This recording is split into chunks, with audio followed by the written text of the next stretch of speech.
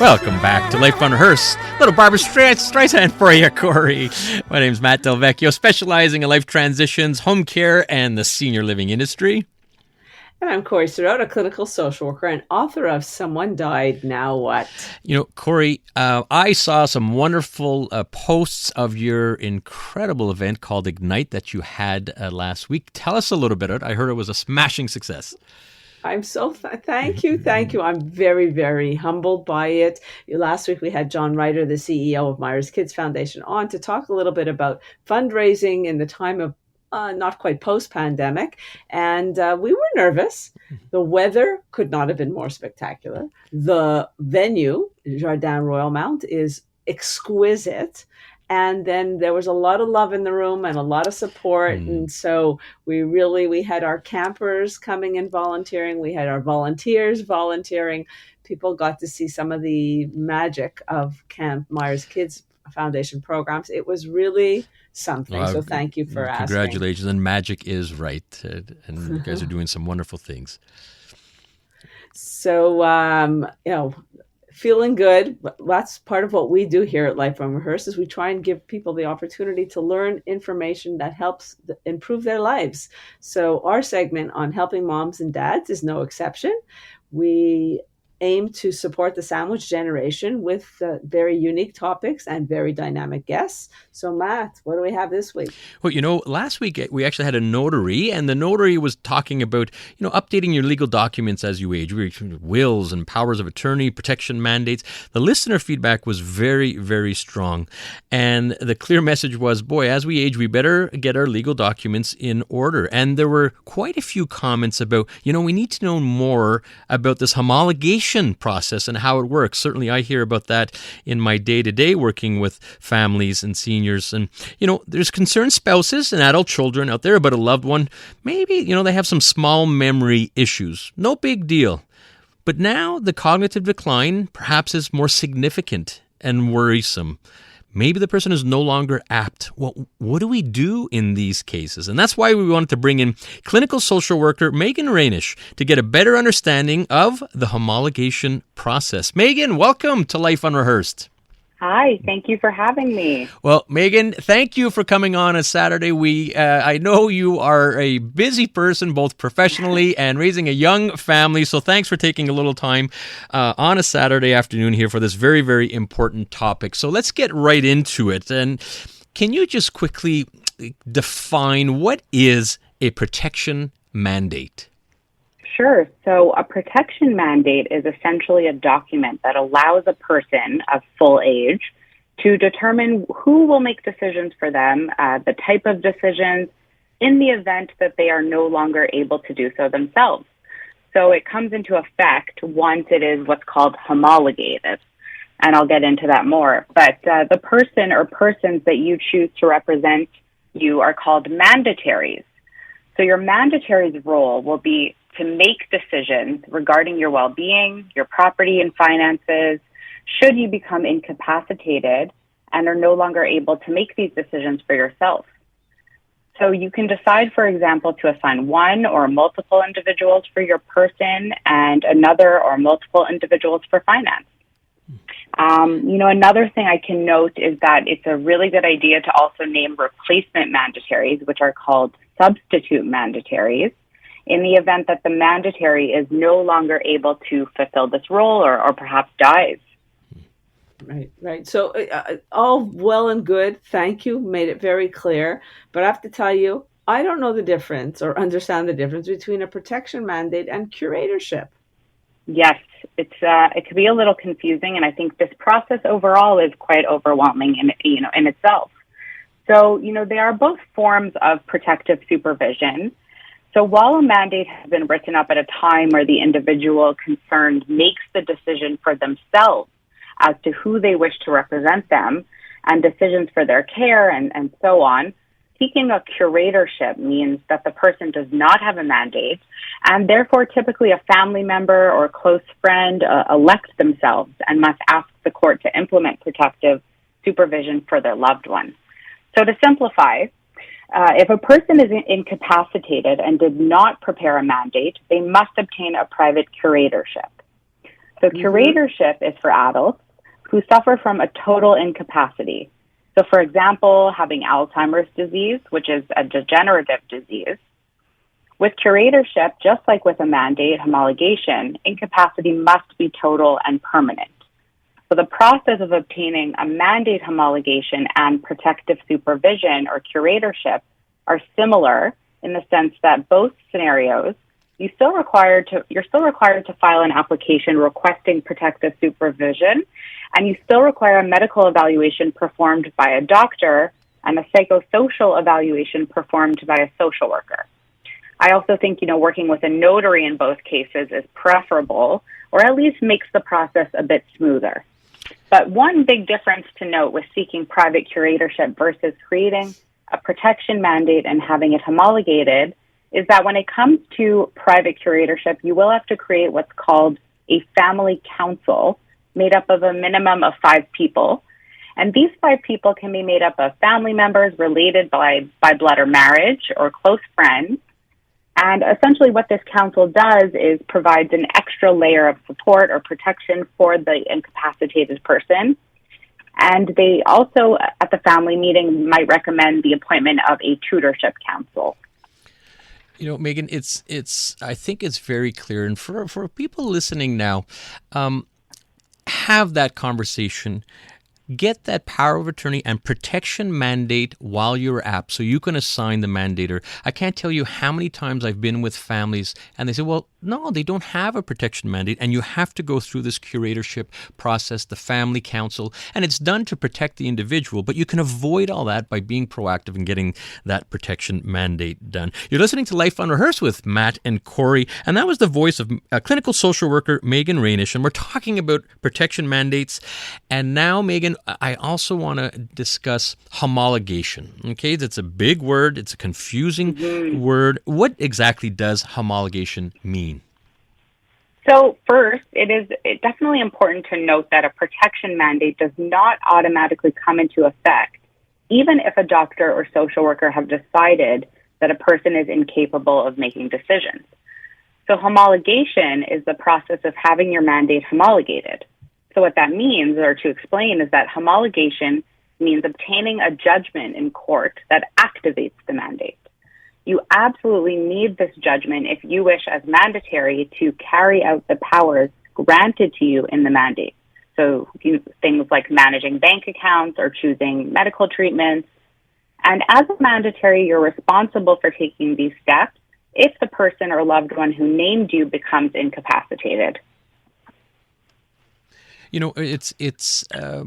We're going to get into the actual process of homologation, and this is something you are very familiar with, something you get involved with on a day-to-day basis. And there inevitably are going to be family conflicts, and I see that time and time again with multiple siblings, and it's only natural to have these conflicts. It's okay to have differing of opinions, but I'm sure in your world, Meagan, it gets a little dicey and a little complicated with family conflicts. So we're going to talk about that process of getting that homologation and how you handle family conflicts whenever that arises. We are continuing along on our segment called Helping Moms and Dads. This afternoon, we're talking to clinical social worker Meagan Reinish about protection mandates and the homologation process.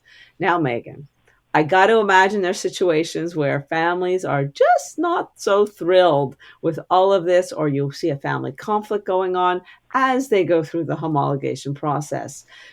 What would you suggest, or how have you managed it? Yeah, family conflict is a tough one. It does unfortunately arise, and we see it happen every so often. Siblings may be fighting over whether their parent even is or is not incapacitated, financial issues, so on.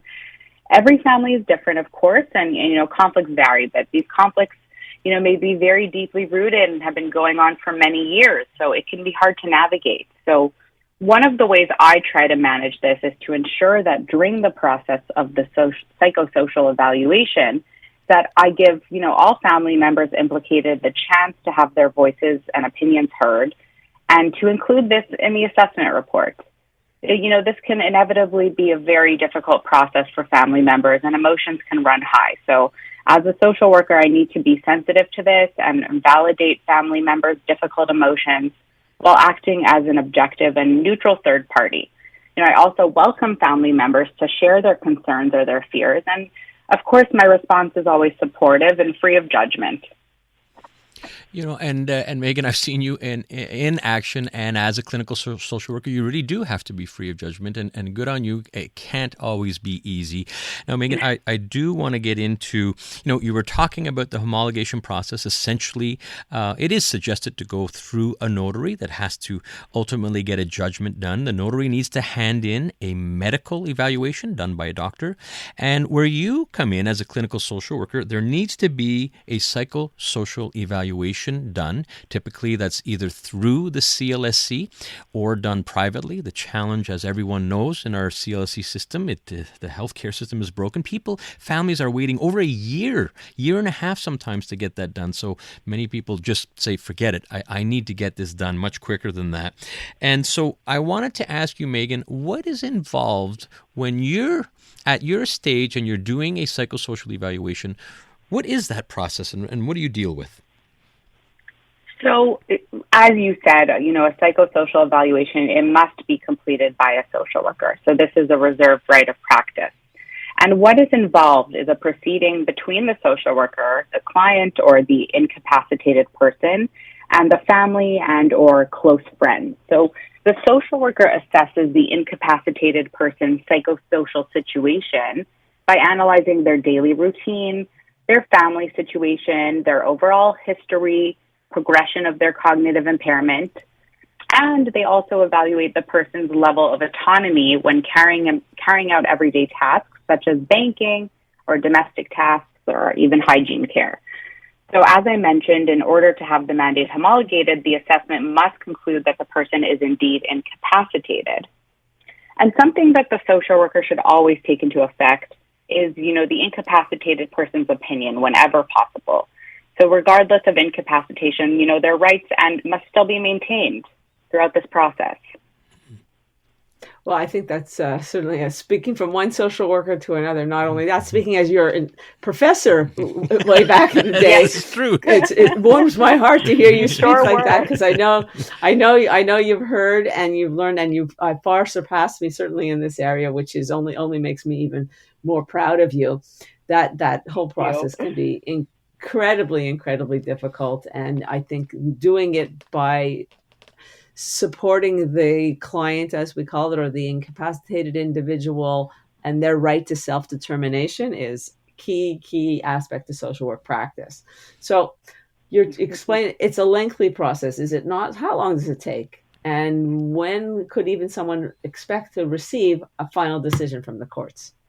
That's, it's a great question. It is a lengthy process. I think, it can take a long time to get your doctor to complete the medical evaluation. And then, as Matt said, there can be lengthy delays with the public system and, in terms of getting the psychosocial evaluation done. So, if you do go private, it's a much quicker process, of course.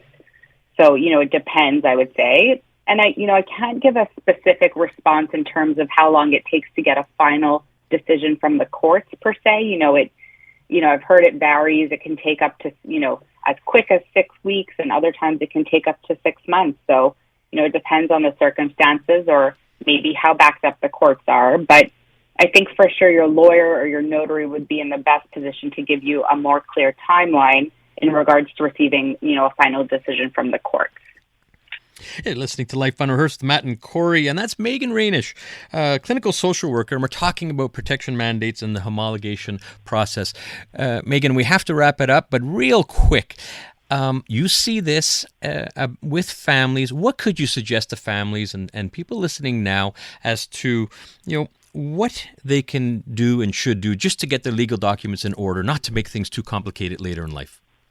Yeah, that's a great question. So in my opinion, I think it's extremely important to have certain legal documents in place so that in the event that you do, unfortunately become incapacitated, you have set out all your decisions in writing. This is a very, dignified process, and it allows the individuals the ability to have ownership over their rights and wishes. And I feel that it's so much better to be prepared versus something happening unexpectedly and having nothing in place. So, when it comes to wills and POAs and mandates, I think you should also review them over time and make sure your wishes haven't changed. Well, all sound advice. Thank you so much, Meagan, for taking the time, for sharing it and explaining it so clearly and succinctly. How can people reach you? They can reach me through Lianas Services, actually. I'm proud to say that I'm the team lead for psychosocial evaluation with Lianas. And it's been amazing, and we're doing great things. And I think that, if you or someone you love needs a psychosocial evaluation done, please look into Lianas Services for that service, and we would be more than happy to help you. All right, Meagan, thank you so much again for taking some time in your busy life on a Saturday here. We do appreciate your words of advice. Thank you so much for having me. It's been a pleasure. All right. That's clinical social worker Meagan Reinish helping us navigate the homologation process. All right, Corrie, what do we have coming up next week? Next week on Life Unrehearsed, how to manage unpleasant family conflict. We're going to be talking to a lawyer who has literally seen it all. And it's been 50 years since the 1972 Canada-Russian hockey series. We're going to hear from Scott Morrison, who recently published a book on this historical event. Corrie, I'm looking forward to that one. 50 years already from the 1972 Canada-Russia Hockey Summit Series. And boy, oh boy, wait till you hear from Scott Morrison with some unheard stories of that event. All right, we want to thank you for tuning in to Life Unrehearsed. And as a reminder, for all your inquiries or assistance with life transitions, elder care planning, and the senior living industry, it'd be my pleasure to help. Services are completely free. Call me at Lianas Senior Transition Support, 514-622-8074. Probably easier to look us up at Lianas Senior Transition Support. Many thanks to our technical producer, Lola. Great job this afternoon. And you could listen to Life Unrehearsed here on CJAD 100 every Saturday at